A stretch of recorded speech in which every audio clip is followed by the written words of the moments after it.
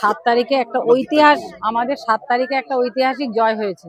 যে আন্দোলনটা এত সফল হয়েছে, পুলিশ কর্মী ওরা বুঝতে পারেনি যে আমরা এত কর্মী, 70,000 কর্মী প্রায় ওখানে উপস্থিত হয়েছে।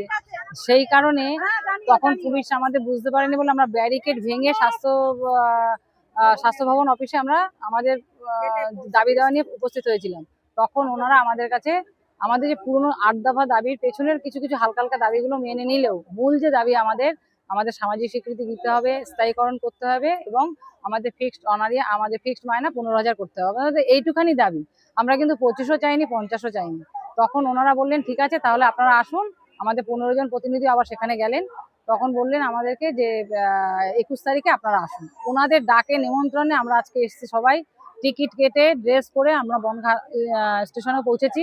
পুলিশ তাদের যত কর্মী আছে, আজকে আর কোনো জায়গায় নেই সম্ভবত, সব বনগাঁ স্টেশনে সিভিক দিয়ে, লেডিস দিয়ে, কনস্টেবল দেবে, সিআই দিয়ে, এসআই দিয়ে, ওদের যত উচ্চপদস্থ আধিকারিক আছেন সবাই মিলে আমাদেরকে ট্রেন ওঠার মুখে ট্রেন থেকে প্রত্যেকে আমাদেরকে নামিয়ে দিলেন এবং এমন বাজে ব্যবহার করলেন আমরা আশা করিনি। ওদের কাছে আমরা মানবিকতা চেয়েছিলাম যে স্যার আমরা তো শান্তভাবে সুশৃঙ্খলভাবে আমরা যাচ্ছি, আমরা টিকিট কেটেছি, ড্রেস পরেছি, আমাদের ডেকেছি, আমরা সেখানে যাচ্ছি, আমরা আপনাদের কোনো বিরুদ্ধে নয়। ওনারা আমাদেরকে আরো কিছু কিছু কর্মীকে খুব বাজে বাজে করেছে, বলেছেন যেমন আমাদের চাকরি খেয়ে নেবেন, অ্যারেস্ট করে ভরে দেবেন, হেন তেন বললেন।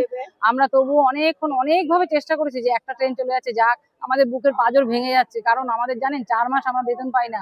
5,250 টাকা সে আজকে থেকে কবে, কোনোদিন আমাদের বেতনও বাড়ে না, তাও সেই বেতন নিয়মিত করে দেওয়াও হয় না। আমাদের আজকে ডেকেছে, আমরা সেই আশায় বুক বেঁধে প্রত্যেকে যে যেখান থেকে পেরেছি সবাই এসে উপস্থিত হয়েছি যাতে আমরা স্বাস্থ্য ভবনে যাবো, আমরা একটা ভালো কিছু রায় পাবো। আমাদের তো দাবি অনেক বেশি নয়, আমাদের ন্যূনতম 15,000 টাকা দাবি এই দ্রব্যমূল্য বৃদ্ধির বাজারে। সেই জন্য আমরা যাচ্ছিলাম, কিন্তু সেখানেও কি করলো আমাদের পুলিশ প্রশাসন, আমাদেরকে যেইভাবে পারবে ওনাদের সেই সাধ্য দিয়ে আমাদেরকে আটকে রেখে দিল। আমরা এখনো বর্তমানে বনগাঁ স্টেশনেই রয়েছি, প্রায় 2 ঘন্টা হয়ে গেল। এখন আমাদের খবর পেলাম শিয়ালদাতেও আটকে দিয়েছেন, আর আমাদের যে মেন দলনেত্রী তাকে অ্যারেস্ট করা হয়েছে সম্ভবত শুনলাম। জানি না তিনি কোথায় আছেন, কখন বেরোবেন, আমরা আদৌ স্বাস্থ্য ভবনে যেতে পারবো কিনা।